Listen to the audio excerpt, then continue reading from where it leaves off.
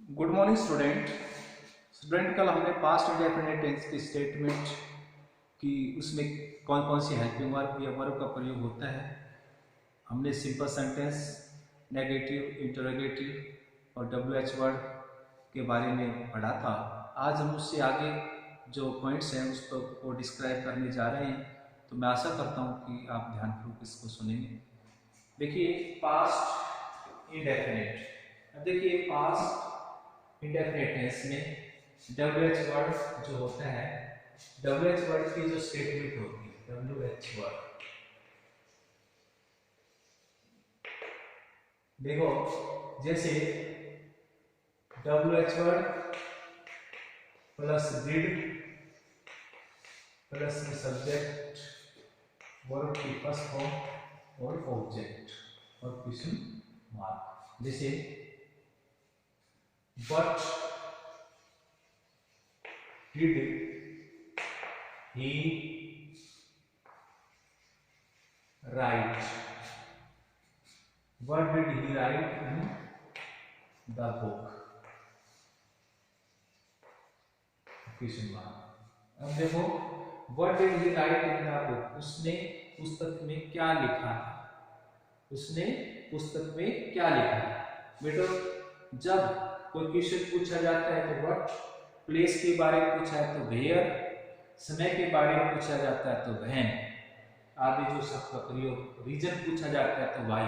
जैसे अब इसका क्या होगा, अब देखो इस अगर वर्ड को हटा देते हैं तो ये क्या होता है, सिंपल इंटरोगेटिव हो गया ना। अगर WH वर्ड ध्यान रखना, जब किसी कोई कारण पूछा जाता है, कोई रीजन पूछा जाता है, प्लेस के बारे में पूछा जाता है, ठीक है, तो हम WH वर्ड का प्रयोग करते हैं। जैसे where did she live,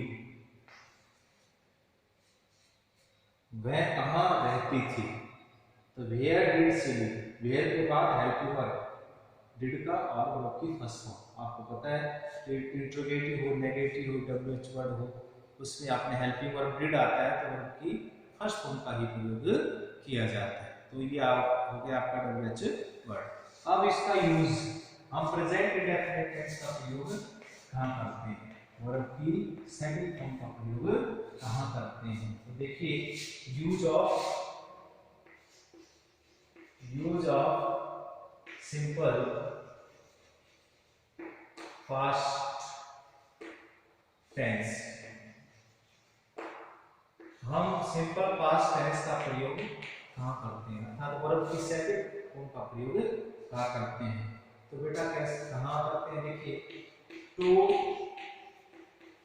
express an action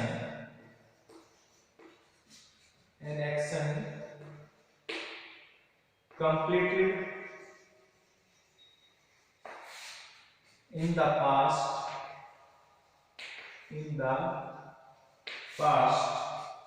at a definite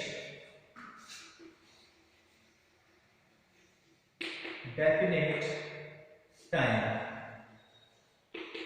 बेटा भूतकाल में किसी निश्चित समय पर पूरे हुए काम को बताने के लिए, भूतकाल में किसी समय क्या निश्चित कोई कार्य हुआ हो तो उसके लिए हम वर्ब की सेकंड फॉर्म का प्रयोग करेंगे। जैसे नेहरू, एग्जांपल देखेंगे, नेहरू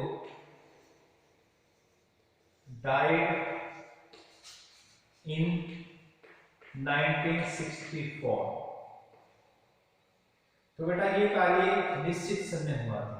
इधर जो नेहरू पंडित जो है, पंडित नेहरू की मृत्यु कब हुई थी, 1964 में। तो यहाँ ये कार्य पास्ट में किसी निश्चित समय पर हुआ था। जैसे आई विजिटेड दिल्ली फॉर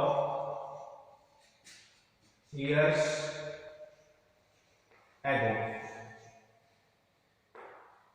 मैं विजिटेड दिल्ली, मैंने दिल्ली कब गया था, मैं 4 years ago, यानी 4 साल पहले। ये भी कोई काम अगर किसी समय पहले हुआ था कि मैं कब गया था दिल्ली, 4 years ago, यानी कि 4 साल पहले।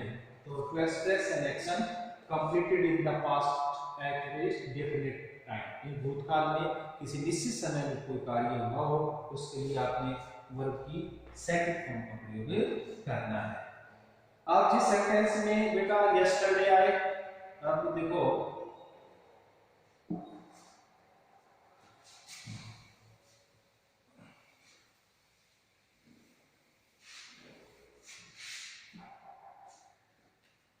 अब जिस सेंटेंस में केवल क्या निकला है, यस्टरडे, लास्ट, एगो एंड इन प्लस ईयर अगर आता है किसी सेंटेंस में yesterday, last year, last month, last day, last minute, अगर आता है last year, last month, last दिन, लास्ट हो, तो हम सेकंड फॉर्म का प्रयोग करेंगे एगो, 1 year ago, 2 years ago, 3 years ago, and in plus year, और इन और कोई पास्ट ईयर हो तो उस सेंटेंस में हम वर्ब की सेकंड फॉर्म का प्रयोग करेंगे। जैसे आई मेट हिम यस्टरडे, मैं उसे कब मिला था, यस्टरडे, बीते हुए कल में इसको मिला था, तो यहां भी अपने सेकंड फॉर्म का प्रयोग किया। तो जिस सेंटेंस में आपको यस्टरडे, लास्ट, एगो एंड इन प्लस ईयर अगर नजर आए तो आपने वहां वर्ब की सेकंड फॉर्म का प्रयोग कर देना है। आज फ्रेंड कल ये जो आपका टॉपिक है, फर्स्ट पॉइंट हमने आज डिस्क्राइब किया, कल नेक्स्ट इसका जो पॉइंट्स वो डिस्क्राइब करेंगे। तो मैं आशा करता हूँ कि आप इसको राइट एंड लर्न अपनी फेयर नोटबुक में करते रहेंगे। Thank you.